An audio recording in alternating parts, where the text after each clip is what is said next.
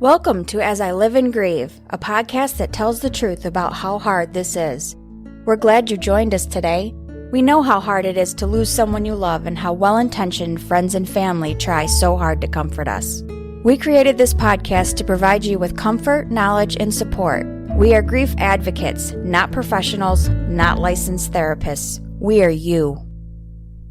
Hi, everyone. Welcome back again to As I Live and Grieve. Thank you as always for popping back, for listening in. If this is your first time, thanks for taking a chance. I hope you enjoy what you're about to hear. I have no doubt that you will, actually. I'm that confident in this podcast, myself, and our guests.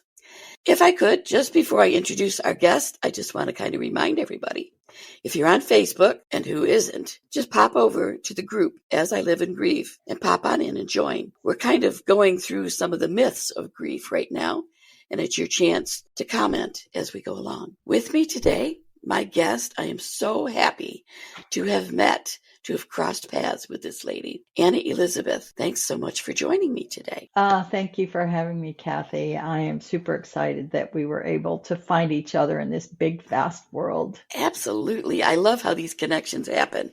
And it's kind of, I'm just awestruck sometimes how it happens, but so happy when it does. And I'm blessed and very happy to include you in my network now. So before we get started, you have what I feel is an extremely compelling story. Would you like to share some of your story with our listeners, please? I will. Thank you. So my healing journey, what I call loss, grief, and healing journey, really sort of went into high gear on May 11th, 1990, when my firstborn died following unexpected delivery complications. And I remember thinking, lying in the hospital bed hours after he died, that I didn't want to spend a lifetime mourning him. And what I say is I didn't know what that meant. I didn't know what it looked like on the other side or how the heck I was ever going to get there. But I had that thought. And over the next 7 years, I would go on to experience 2 second trimester miscarriages, 2 complicated but successful pregnancies, a 6-week psychiatric stay for severe depression, and 1 final pregnancy. 6 weeks before that child was born, I found out that my husband and my best friend were indeed having an affair. The question that drove me through that 7-year string of losses was, how is it that some people go on to live happy, fulfilled lives following tragedy, mishap, or mayhem, while others succumb to drugs, despair, life avoid, or suicide? Right. That question spawned thousands more questions. And I ended up, of course, every time I found an answer, I healed. Mm-hmm. And ultimately, what I discovered is we're all born with everything we need to rise above, triumph over, whatever words you or our listeners want to use, over tragedy, mishap, or mayhem. Mm-hmm. We're all born with that. And we can rise above any adversity that we experience. Right. Just 7 years of losses, and your very first loss is one that you and I have a parallel on, because I too lost a baby very unexpectedly at full term. And at the time they did an autopsy, because I wanted to know, should I try to have another child? And it was determined that pretty much every major system in his body had defects somewhere. That I had acquired a fever at that point in labor. They don't know if it was due to a hospital error or anything. And I just wasn't at that point. It didn't matter at that point. I had to move on. Right. I did after that have 2 successful pregnancies and births. I have 2 wonderful daughters. My last experience with that, with my younger daughter, Kelly, was very complicated. Nonetheless, I made it through. Now, I love what you say, that we're all born with everything we need. The big question is, how do we find it when we need it? How did you find what you needed when you needed it? So ultimately, how I found what I needed when I needed it was a combination of things. I say it's never just one thing. Mm-hmm. So all of those questions, that one question spawned thousands more questions, and I pursued those answers. So ultimately, when I wrote when I did one of the final edits on my memoir, Digging for the Light, One Woman's Journey from Heartache to Hope, which is the memoir that chronicles that 7-year period of losses and how hope carried me through. It's a reflective memoir that shares not only what I went through emotionally, but how that hope propelled me into a different world, right? Into healing. When I was doing one of the final edits for that, there's a chapter, a section where I wrote about how I felt right after I discovered about the affair. And what I wrote is every piece of hope I'd ever held on to before had just been shredded. Every spiritual, emotional, academic, physical, and emotional part of me laid in a heap to be tossed out with the garbage. It never made it to the garbage. I recycled it instead. And in that passage, those 5 things I heard, and I know you've had some spiritual conversations and guest on your podcast. So I believe that literally it was my spirit guides coming through, and they were highlighting those 5 things. And they said, that's it. That's what you're looking for. So I jotted that down, and I then since went on to putting them into alphabetical order because it's easier to remember. Right. So the academic facet, ultimately, I then started asking questions about those 5 things. So the academic facet is our ability to learn. Doesn't mean how we learn. It's just we're all born with an ability to learn. The emotional facet is an ability to feel. Right. We all feel differently, but we still feel. The physical facet is 2-pronged. We're born into a physical body and a physical environment. The social facet is our ability to connect to the world around us. And for alliteration, I say people, pets, plants, and places. Okay. So we have some people who connect more with nature. Right. We have some people who connect more with people, some more with animals, some more with place, people who just really love to travel and experience new places, or some people who maybe just are really connected to their like it's their place, their beginning and end place. So, and then the spiritual facet is the divine self within, and that's sound validation there. I didn't turn my phone off. So for somebody, that's what we call sound validation. But the spiritual facet, which isn't last, but in alphabetical order it is the divine self within. Okay. So it's not about religion. Religion can be a support resource for our spiritual self. Now, those facets, and this gets really complex, but just in a nutshell, those facets exist in a hierarchy for each one of us that's unique. And at the top of that hierarchy is the facet which literally drives it drives the boat, drives the human, it drives our day, it drives both our struggle and our success. And so what it does is it helps us identify, okay, this is where my suffering is lying right now. And it gives us an awareness. And what I say is awareness is more than half the battle. As we work down that hierarchy, which at the bottom is no less important, but it's what I call out of sight, out of mind. And we have to be intentional about supporting that facet.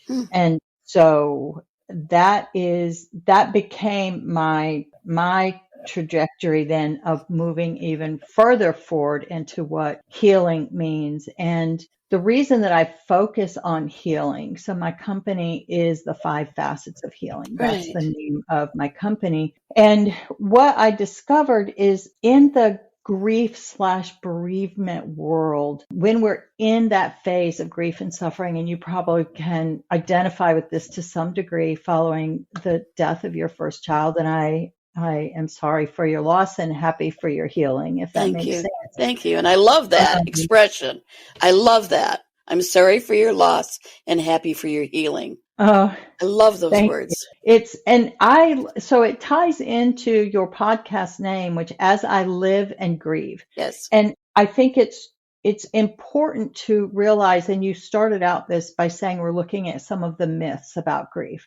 So when we're in the midst of grief, it feels forever. Yes. It feels eternal. It feels like it's never going to end. We feel like we're alone. There are elements of that that are true. It's our reality in the moment. Yes. And yet we are moving through our day. And during that 7-year period, I journaled daily. And it was interesting, sometimes multiple times a day. It was interesting for me to look back at that when I was writing the memoir and see how, or even in the midst of all the chaos, just go, oh my gosh, this morning I felt like it was the end of the world. And here at the end of the day, some things have transitioned.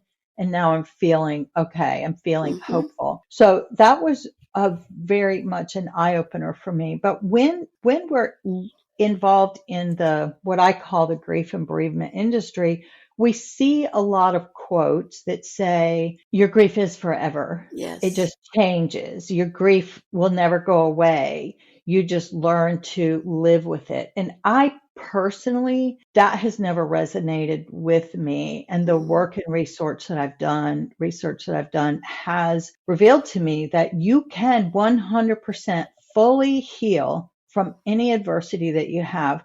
I can honestly say, and it sounds like possibly you might be in this same group, I no longer mourn my son's death. I 100% celebrate his life. He's responsible for this work that I do.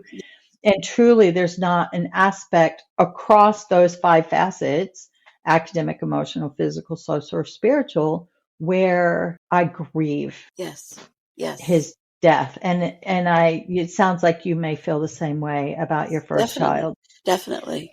So what I discovered is when we say, how am I going to survive this? Have you ever said that? I know I have. Oh, yes. Many times, right? Yes. How, and I'm guessing our listeners has probably said that about different things in their life, not just the loss of a loved one. How am I going to survive this? What we're really saying is, how am I going to heal? Nice. That's the question. How am I going to heal? Yes. So now going into my focus on healing, and I'm really pioneering a whole new conversation about what loss, grief, and healing are. First of all, they're autonomous. We tend to lump together loss and grief, or loss and healing, or grief and healing. But when we don't identify all 3 things, we actually deny one of them. So loss is an event where someone or something, tangible or abstract, goes missing from our life. Yes. Grief is our individual response to that loss event, and healing is the resolution of the conflict that comprises our grief. Wow. When we can recognize those 3 things, separate them, now we have clarity, more clarity around what we're actually experiencing, which empowers us. I say grief and loss are unempowering, but healing is empowering because we have a choice in where we put our attention.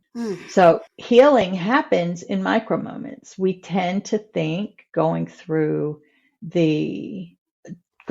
any suffering or grief, conflict, I use those words kind of synonymously. Right. So healing, we tend to think healing is a destination, right? Like I'll be happy when, I'll be healed when. And when in actuality, healing happens in micro. So every time you experience calm in the chaos, that's a healing moment. Every time you smile and you're feeling sad, that is a healing moment. Every time you feel peace in a problem, that is a healing moment. Wow. Okay. First, I want to ask you, would you repeat the segment you did where you said loss is an event?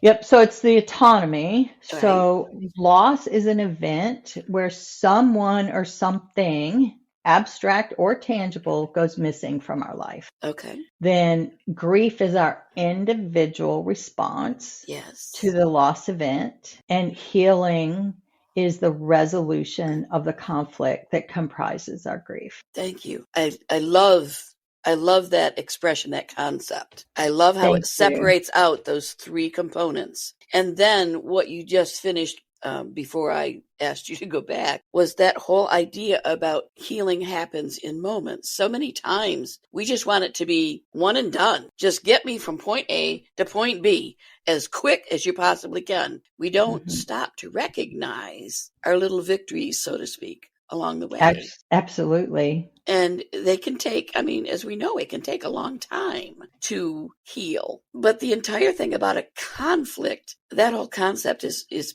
beautiful to me and really adds some clarity to what I call the grief journey, really. And if you think of hiking in the woods even, you may stop for a moment to look at, I don't know, maybe a fern that just has such a lovely shape and kind of correlate that to a moment of healing. That just a walk in the forest or in the park or along the beach and you find a shell, it provides that correlation to your journey in grief. So to our listeners, remember to recognize those moments as you go along. It proves, one, I think that you're on the right path, right? I believe so.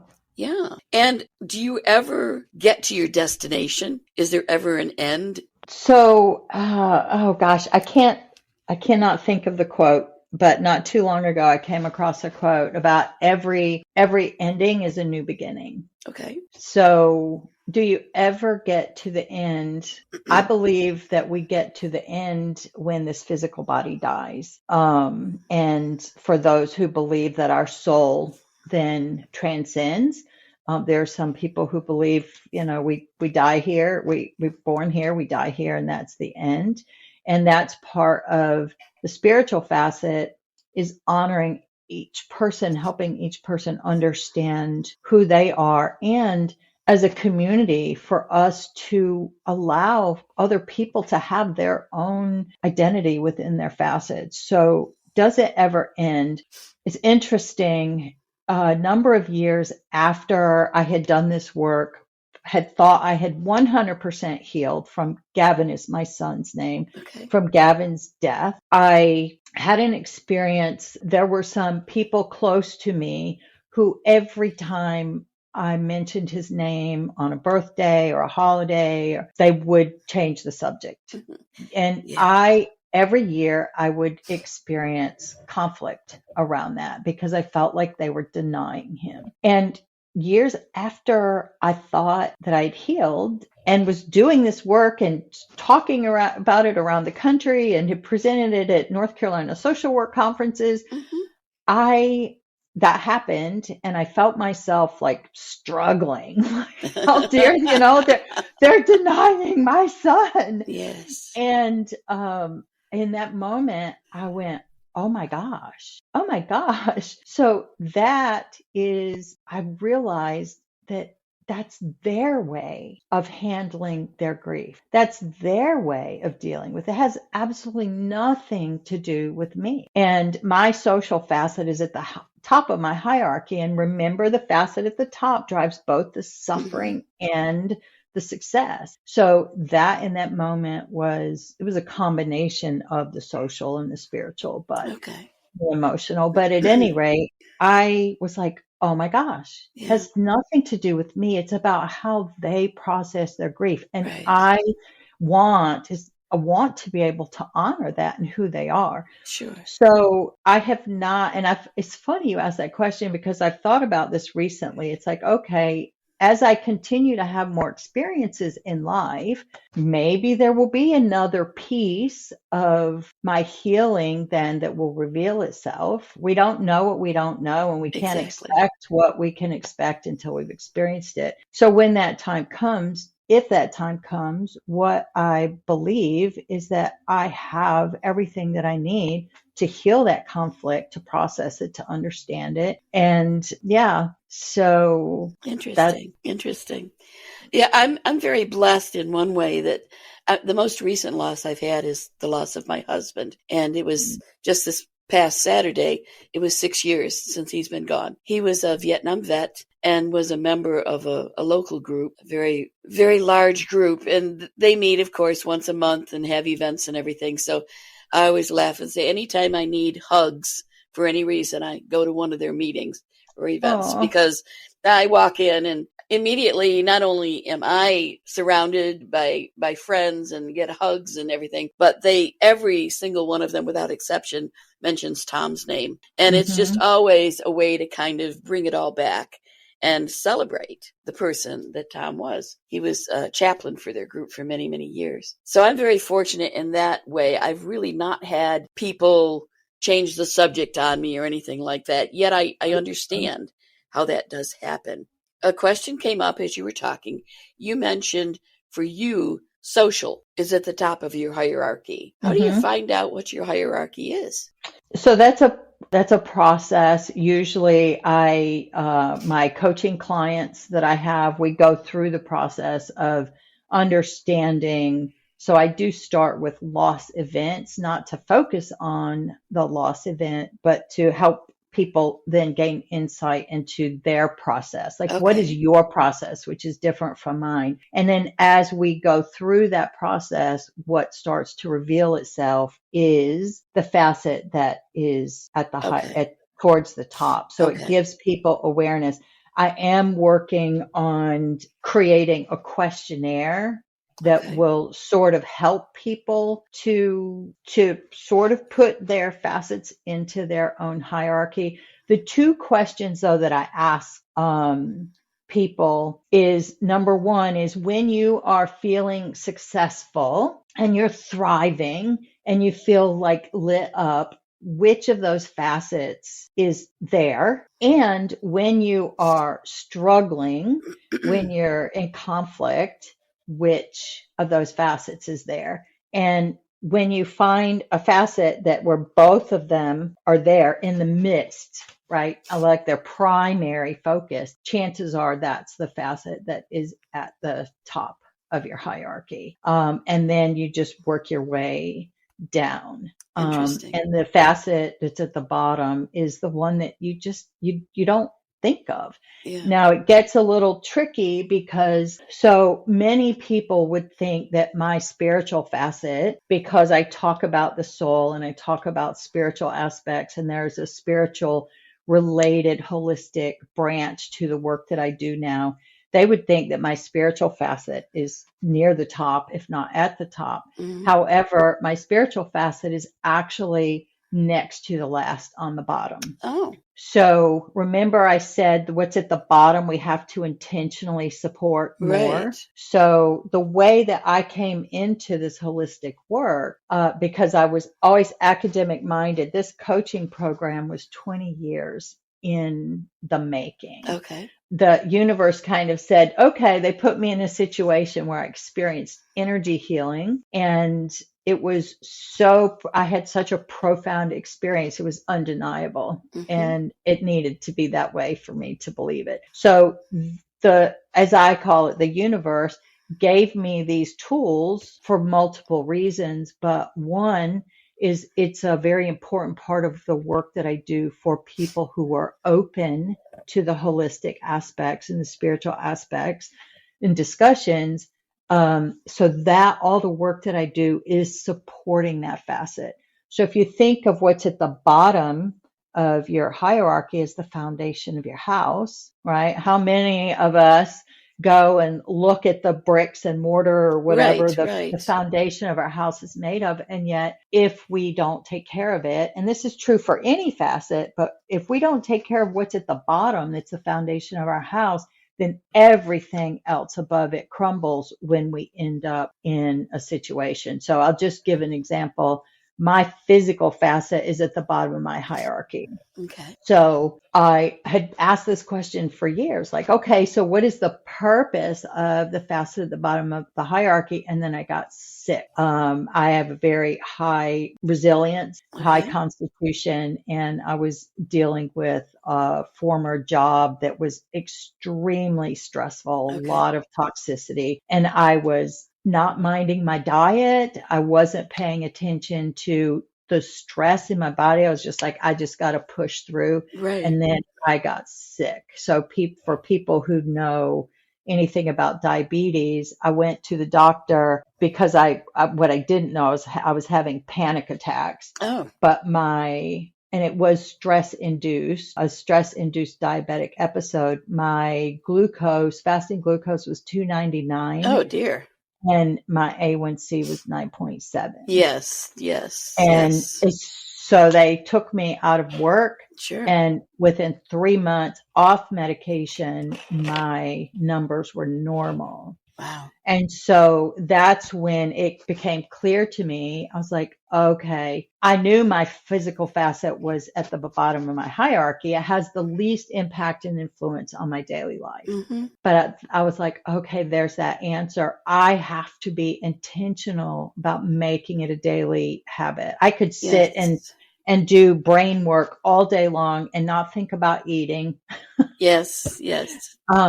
Yeah, so I'm sure many people can relate. So that's how we come back to. So the caveat, yes, how do we know? Those are some of the caveats, which then I help people one-on-one sort of help ferret that out. But that's a really good starting place. Those two questions, what is driving your suffering and success, which facet is sort of always in the mix. Yes. And then also at the other spectrum is which facet really has the least impact on your day-to-day decisions. Yeah. Very interesting. Yeah. I'd really have to think about the foundation for my hierarchy, but before you got too far in your explanation of that and you started asking those two questions, I thought academics got to be at the top of my hierarchy because I always turn to learning something.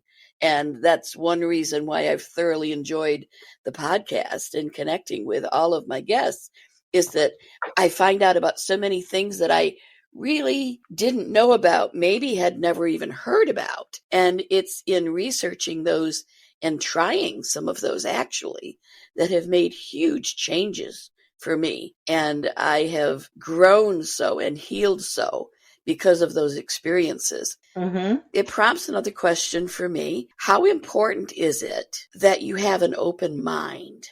So that's a loaded question, Kathy, because an open mind is subjective. Okay. I personally believe that the more our mind is open, the more curious we are about things, the more willing we are to hear something that might not immediately resonate with us, Right. the more of those traits that we can embody, the greater the chance is that our healing will be more complete. And yet sometimes it takes years for us to realize. So again, awareness is more than half the body, half of the success. Okay. When we like that number of years where I went through not realizing that I was struggling with my son being what I felt denied. Right. So yeah, I think it's important, and yet that's different for each one of us. Okay. And sometimes people will become more curious as their life changes. Sometimes we have to reach certain points in our own evolution before we can step out into that vulnerability of being open-minded. Yeah. There's usually when people are what we would quote describe as closed-minded, maybe they feel extremely vulnerable.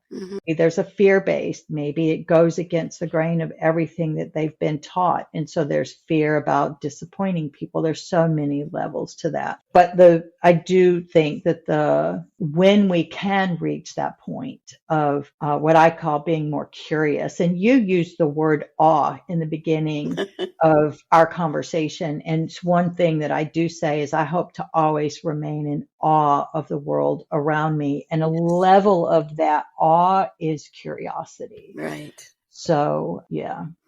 Okay. And one more question, and then I fear that we have to wind down. But my one other question is, when you've experienced a loss and you're grieving, so you have the event, you have the response, and you know in your heart that you don't want to go on like that you want to heal.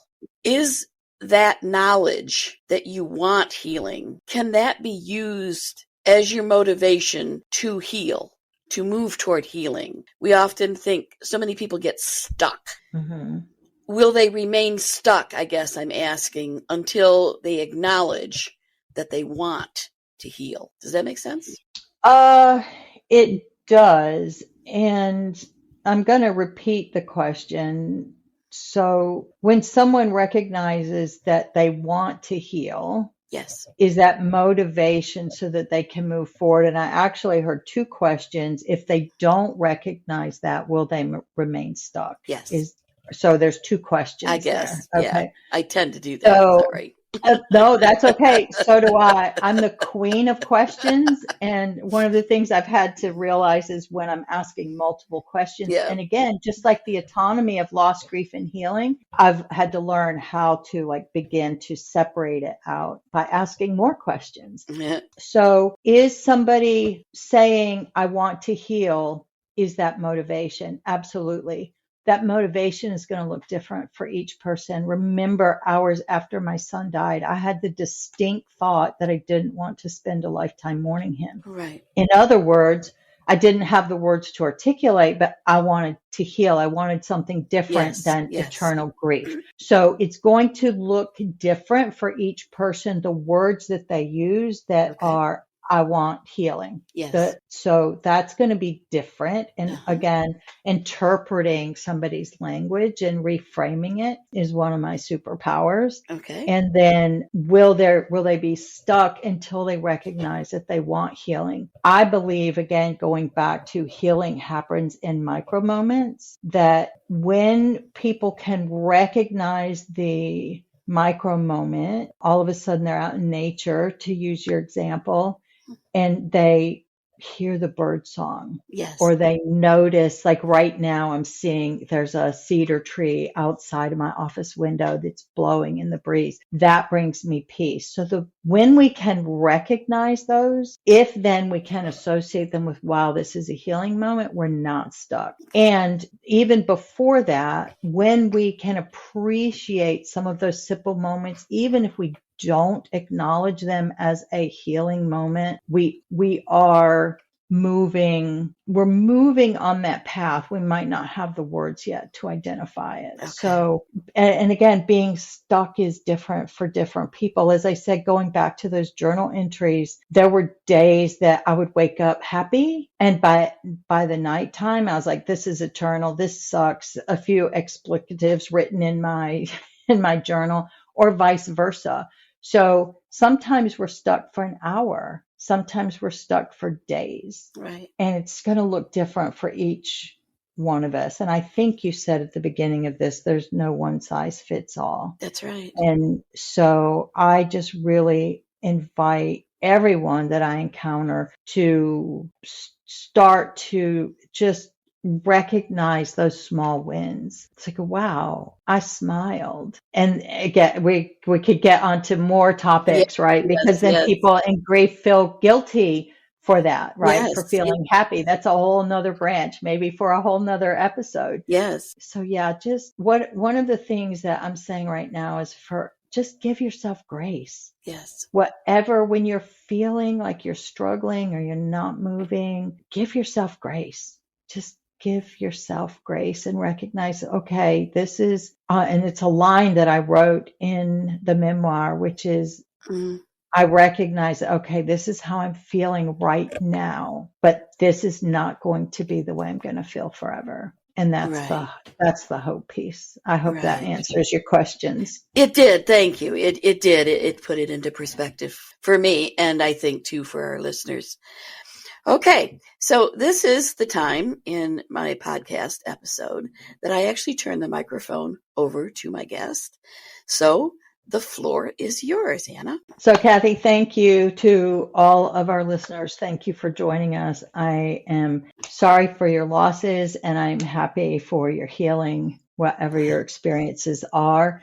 If you'd like to know more about me and the loss, grief, and healing journeys, you can find me at, it's all spelled out, the 5 facetsofhealing.com. Annah Elizabeth Heals on Instagram. You can, through my website, you can subscribe to our newsletters. There's monthly newsletters where I include all sorts of resources, articles that I've written. That's all free. If you join, you will get a free gift of what I call power mantras. You can learn a little bit about that. It's food for the soul and inspiration. So, and then there you can also find all the events that I do. A lot of what I do is I work globally, even though I'm based out of Raleigh, North Carolina right now. So much of what I do is virtual. So I do have, you can find sessions for energy healing, one-on-one coaching. I do have a free consultation if anybody is interested in seeing if I'm a good fit for you. And then I do offer group energy healing events once a month. That is a very affordable fee. But then I have twice a month on Wednesdays, I have a free support event called Hump Day Healing. And you can find that in the events section of my webpage. And it's just really, it's a safe environment for people to come and share both any struggles that they're facing and any successes that they've had. And I think it's important to recognize both of those when you're grieving. So I invite you to join me there. And I look forward to meeting all of you and helping you any way I can. Thank you again, Anna, for being with me today. You have shared a compelling story and you have offered us much more insight into healing from our losses. I so appreciate it. To my listeners out there, again, thank you for listening. A quick reminder again, if you're on Facebook, pop over to the group, to the page, As I Live and Grieve, and join what we are building is an interactive community to be able to remember those we lost, to commiserate when necessary, and certainly to support and also increase awareness about grief. So join us there. From today, for me, one of the important things I'm taking away is that it seems to me that when we've experienced the loss and we're grieving, we always worry about being stuck and staying stuck and not being able to get out of it. Yet it seems to me that there may be little moments happening all the time we are quote unquote stuck. We may be healing without even realizing it. So try to recognize tiny little things. Maybe you got yourself out of bed so quickly, jumped in the shower, made something or grabbed a cup of coffee and decided to go to the grocery store for the very first time. That's huge. That's huge. So celebrate those little victories. And remember, I think so much of this is going to happen to us organically. It just takes a while sometimes for our minds to catch up. Our hearts are moving along, but our minds need to catch up. And remember also to take care of yourselves. That's so important. And above all, please consider coming back again and catching another episode next time as we all continue to live and grieve. Thank you so much for listening with us today. Do you have a topic that you'd like us to cover, or do you have a question from one of our episodes? Please email us at info@asiliveandgrieve.com and let us know. We hope you will find a moment to leave a review, send an email, and share with others. Join us next time as we continue to live and grieve together.